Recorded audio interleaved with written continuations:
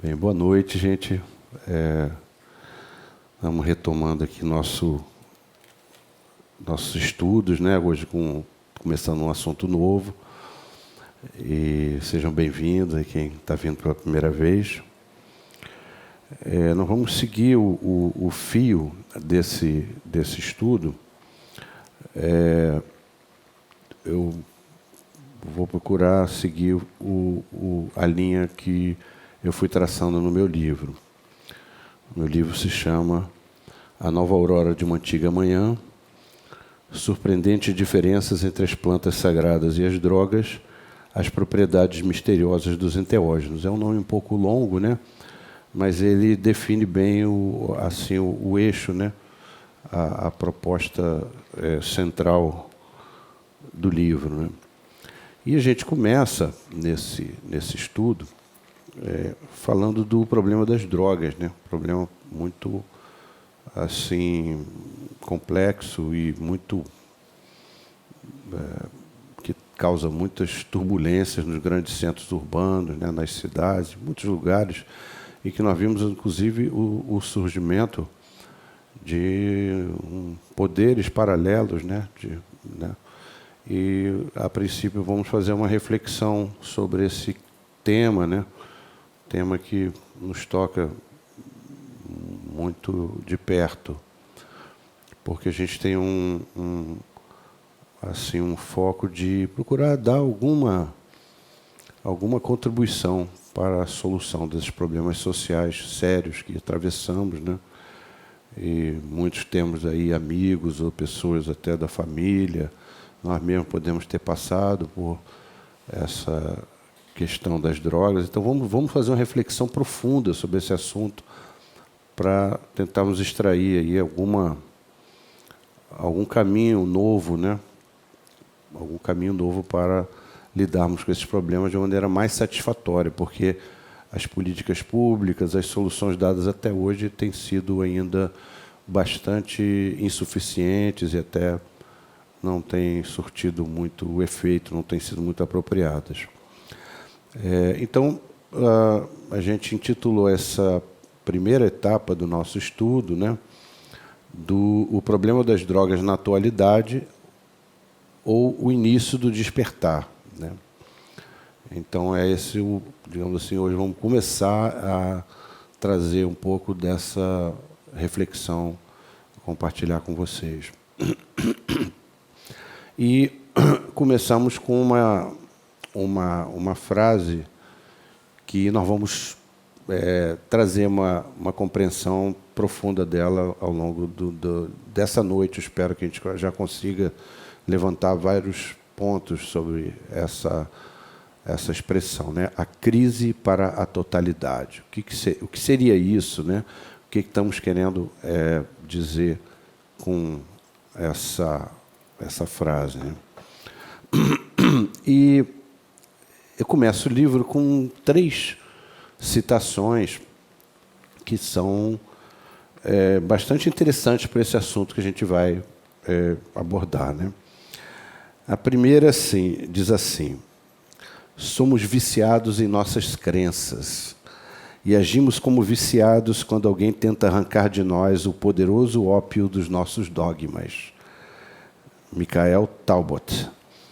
Então, interessante, né? Quer dizer, talvez dos principais obstáculos, dos principais desafios que nós temos é exatamente trazer uma consciência nova a respeito de muitos assuntos que já estão aí, que existem muitos especialistas, que existem várias abordagens e esforços os mais diferentes para tentar solucionar esses problemas, mas a gente percebe que quando procuramos trazer uma luz nova, um entendimento novo a respeito desses assuntos, nos deparamos com muitas reações, né? Muitas reações, e essas reações não são tão assim serenas e desapaixonadas, são reações às vezes bastante intensas, né? Exatamente porque, de alguma maneira, as pessoas têm um apego aos dogmas, aquela forma que a que chegaram de olhar determinadas situações e questões, e há uma dificuldade de a gente pensar de uma maneira diferente aquela mesma questão, que nós já temos nossas certezas, nossas ideias preconcebidas. Então, a ideia do nosso estudo é mexer um pouco com isso, exatamente, a gente tentar trazer uma visão nova disso, né? Depois, uma outra citação de um autor assim que estudioso do tema das drogas. Ele tem vários livros publicados nesse assunto, é uma grande autoridade, chamado Antônio Escorrotado. E ele diz assim: como meios para sentir e pensar de forma original, os veículos ilícitos de ebriedade são coisas capazes de afetar a vida cotidiana. E, em um mundo onde a esfera privada se encontra cada vez mais teledirigida, qualquer mudança na vida cotidiana constitui potencialmente uma revolução. O que ele está querendo dizer aí? Está no meios para sentir e pensar de uma forma original, né? Então, nós observamos que muitos dos psicoativos que nós vamos estudar ao longo desse ciclo, todos eles trazem uma visão diferente daquela visão que a pessoa tinha durante um estado ordinário de consciência, durante um estado comum de consciência, né? E muitas e muitas vezes essa visão nova ela vai revolucionar a vida da pessoa, vai trazer valores novos, vai trazer perspectivas novas e, algumas vezes, faz até com que ela entre em colisão com a sociedade, com amigos, com família, com vários ambientes, né? Então, nós vamos também fazer uma reflexão sobre essa questão. E nós somos muito condicionados pela mídia, né?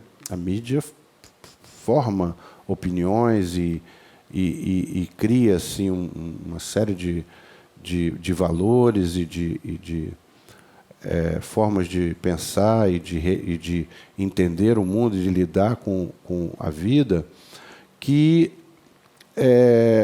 tendem a nos formatar. Nós vamos ficando formatando, condicionados, né, pela forma como fomos nos acostumando a ver as coisas, e uma grande...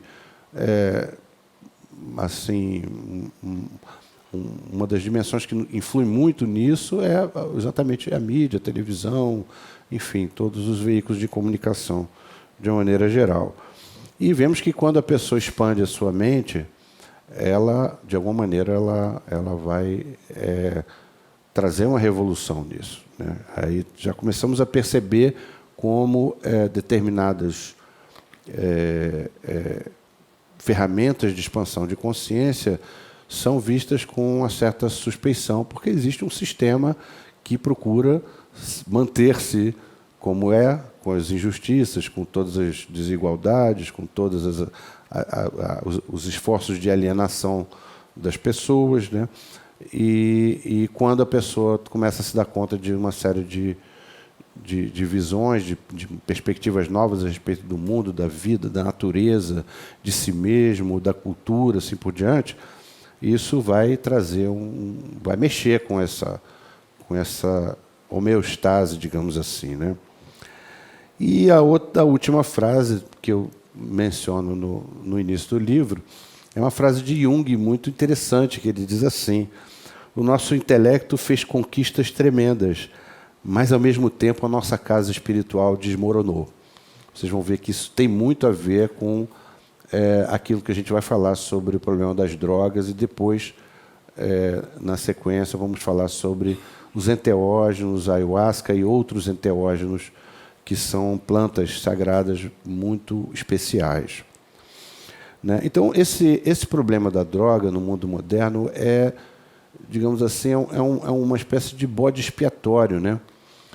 Você vê nas próprias políticas públicas toda uma maneira de olhar o problema que culpabiliza muito as pessoas que estão buscando a droga, né? Você tinha propagandas, não dê dinheiro para o traficante, né? Enfim, né? Diga não às drogas. As campanhas, né, até agora têm sido muito nessa linha, e não tem funcionado praticamente nada.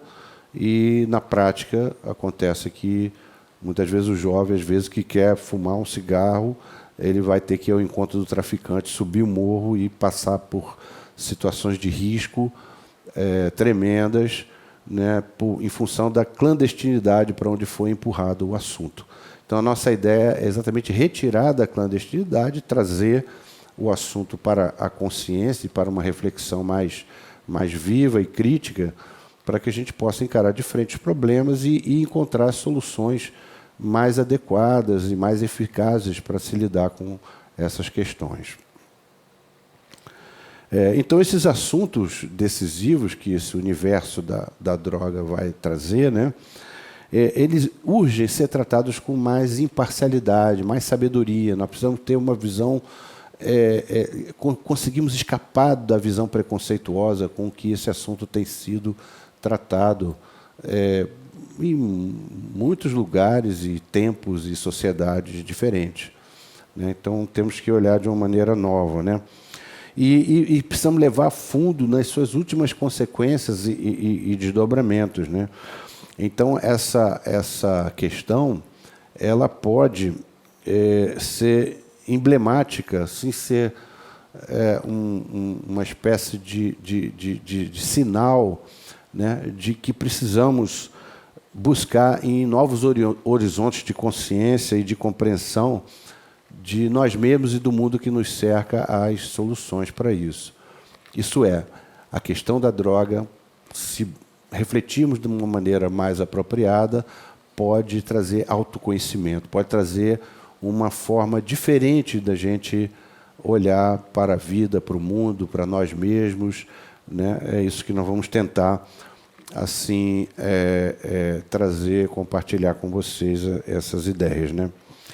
E também no início dessa trajetória, nós começamos com uma frase do grande antipsiquiatra Ronald Lang. Ronald Lang foi um dos fundadores do movimento da antipsiquiatria, que vai questionar toda essa visão patologizante ou excessivamente patologizante e toda uma indústria da doença por trás disso, e toda uma medicalização excessiva, às vezes punitiva, às vezes incidindo sobre pessoas que são meramente diferentes ou desviantes de uma visão hegemônica, né? E então ele vai trazer uma nova abordagem em relação à psiquiatria, e ele, com mais outros grandes nomes, constituíram um movimento chamado antipsiquiatria. E o Lang tem uma formulação que é muito apropriada para a gente começar a pensar essa questão, né, do problema das drogas. Diz assim: não consideramos um desvio patológico explorar uma floresta ou galgar o Monte Everest. Achamos que Colombo tinha o direito de enganar-se na ideia daquilo que havia descoberto ao chegar ao Novo Mundo. Estamos muito mais fora de contato com os pontos mais próximos das amplitudes infinitas do espaço interior do que as do espaço exterior. Respeitamos o viajante, o explorador, o alpinista, o astronauta. Para mim, faz muito mais sentido como projeto, na verdade, projeto de urgência desesperada em nosso tempo, explorar o espaço e o tempo interiores da mente. Talvez isso seja uma das poucas coisas que ainda fazem sentido no nosso contexto histórico. Então, nós vemos os principais problemas que assolam a humanidade são... Qual é o epicentro de tudo? É o homem, é a mente humana. A mente humana que está criando os horrores, as guerras, a poluição, a degradação ambiental, enfim, né? O epicentro de tudo somos nós, né? E é interessante como nós temos uma forma de olhar o explorador, o alpinista, o astronauta, temos uma grande admiração por essas pessoas, mas olhamos com suspeição e de uma forma um tanto depreciativa aquelas pessoas que estão mergulhando, explorando esse universo interior. né? Sendo que a exploração desse universo interior nos dias atuais é alguma coisa absolutamente decisiva para que possamos encontrar novas saídas para essa crise global que atravessamos e que nos afeta a todos, né? Injustiça social, enfim, uma série de situações que precisamos com urgência encontrar soluções para elas, né? E ele continua dizendo que estamos assim a um tal ponto desligados do reino interior que muita gente se pergunta a sério se ele existe. Não é, pois, de admirar que a exploração desse reino perdido seja uma coisa perigosa, né? Então, há pessoas que vêm com perigo, né? Os perigos que o alpinista passa, quantos alpinistas morreram? Os perigos que o astronauta passa, quantos morreram? Né? Os equívocos de Colombo, tentando interpretar aquela terra nova que ele chegou, né?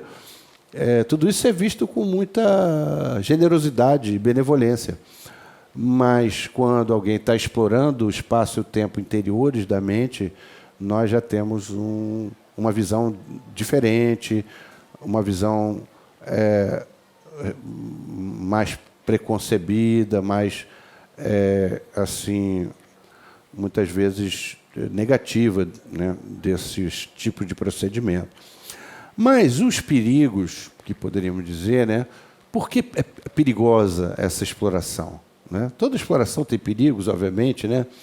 Mas, em parte, muito daquilo que se considera perigoso nessa exploração simplesmente se refere a uma visão que parte, primeiro, do sistema, né? É perigoso para o sistema, ameaça o sistema, todo esse processo de alienação, enfim, de perda de valores, de degradação ética que nós vemos, né? E ameaça também algumas correntes hegemônicas da ciência que ficaram presas no paradigma antigo, o paradigma newtoniano cartesiano, conforme descrito pelo Capra, mostrando que esse paradigma já fez água por muitos lados. Esse paradigma não se sustenta mais. Com todos os avanços da psicologia transpessoal, com todos os avanços até da ciência moderna, em várias áreas, em vários campos, essa visão de um homem totalmente identificado, prisioneiro no tempo e no espaço, de ver a mente como um epifenômeno do cérebro, essa visão mecanicista, materialista, ela não se sustenta mais. Hoje existem muitas contribuições da própria ciência questionando toda essa forma de entender o ser humano, o corpo humano e assim por diante, tanto quanto a gente vê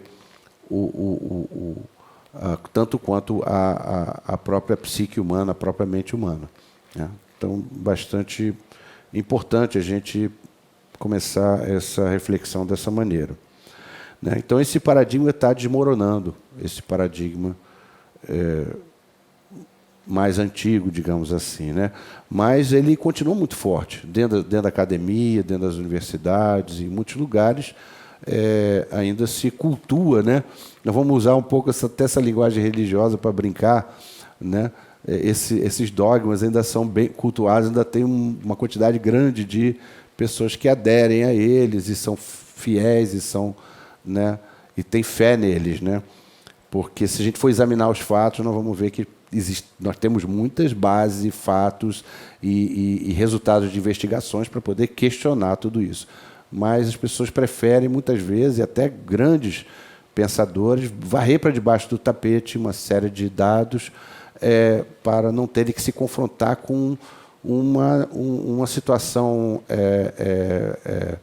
teórica, psíquica, existencial, que vai levá-los a ser forçados a mudar toda uma visão de mundo, uma visão de vida, uma visão do que é ciência. A revolução é muito grande. Então, às vezes, é mais fácil você pegar os dados contrários que vão colocar em questão a sua visão, varrê-los para debaixo do tapete, como tem sido feito já há algumas décadas, do que você considerar esses dados e ter que rever seus pontos de vista de uma maneira radical, né? E essa crise que permeia a nossa história, as nossas sociedades, né? E que se caracteriza também por uma descrença, por uma dessacralização da vida, né? Por uma confusão perceptual acerca do sentido da vida humana, o Capra fala que a crise é de caráter perceptual, né? Na verdade, é da forma como percebemos o mundo. A crise está relacionada com isso, né? E para Jung, ele vai dizer que isso em 1934. Por que a gente dá essas datas aqui logo no início do livro? Para que possamos ver que esses problemas já foram formulados há algum tempo. Quer dizer, essas questões já estão aí há algum tempo, só que não têm sido consideradas com digamos assim, com a seriedade e a profundidade que elas merecem, né? Então, diz o Jung, o problema psicológico de hoje é um problema espiritual, é um problema religioso. Isso em 1934 o Jung já falava isso, né?